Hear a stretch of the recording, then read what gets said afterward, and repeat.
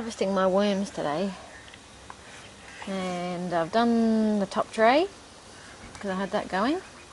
Now I'm doing the second tray, and just pulling out, sifting through, pulling out any obvious worms like baby ones, and then sticking the rest of it in the bucket. Now this is the coco peat that we started with the worm farm. There's some big ones. Come here. And you can actually see they've pretty well munched through it. There's not a great deal that looks like coco peat anymore. If you can see there, you can tell the light brown compared to the dark brown. So they've processed it pretty well. And it was June, July, August, September. So 3 months, whoops, wrong hole. 3 months, and they've processed this whole coco peat brick. So we've got plenty of castings. There's a big one. In you go.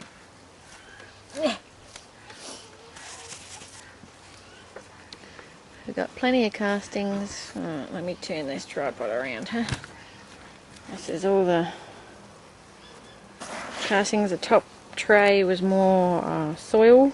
The bottom tray was all coco peat. But if you blend it all together, it's pretty good. It's really light and fluffy. There's still quite a few baby worms in there. I can't rescue them all. So that will go quite a distance, I think.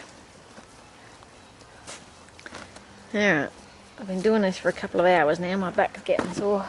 I've only got that little bit there to go. So I'll get back to it. See you afterward. Okay, so I've got just over a half a bucket of castings.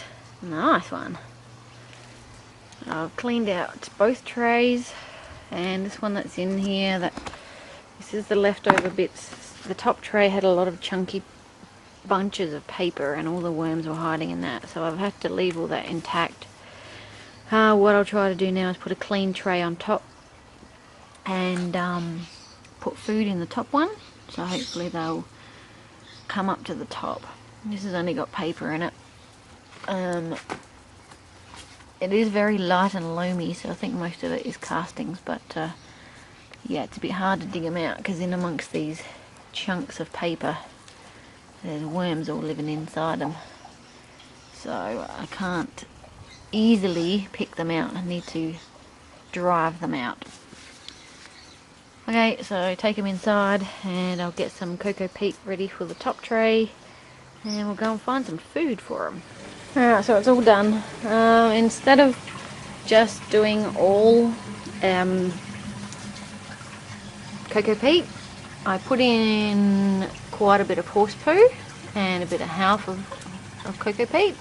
There's already some worms that have climbed through from the bottom because there were none in the top. I also chucked through half a bucket of water, so it flushed right through the entire system, gets everything damp again for them, and moistens up a bit of that horse poo on top. I did wet it down a bit before I put it in, but it's still a bit dry in the middle of some of the clumps. So there we go, there's one. Already into it.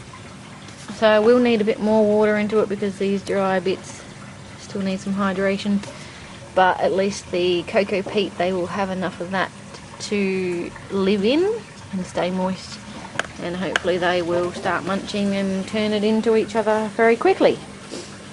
I've also moved it outside by the back door. As it's coming to summer now, it should be fine out here, and our house is double brick, so it's pretty cold in summer, just like it is in winter. So it'd be good to have them outside so they can feel more active. Alright, that's it for the worms.